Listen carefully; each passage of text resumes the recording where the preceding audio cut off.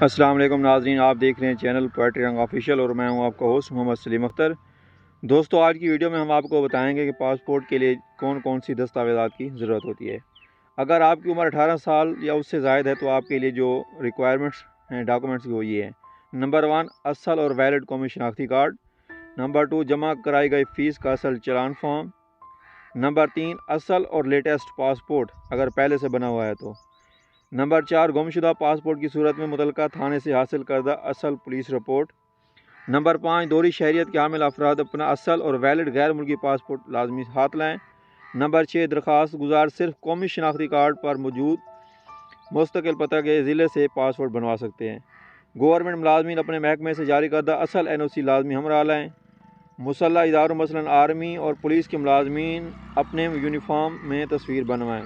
Number 9، محکمانہ اجازت نامے سے گورنمنٹ ملازمین جس ضلع میں تعینات ہیں وہاں سے اپنی بیوی، بچوں اور والدین کا پاسپورٹ بنوا سکتے ہیں۔ تو یہ ریکوائرڈ ڈاکومنٹس ہیں پاسپورٹ بنوانے کے لیے۔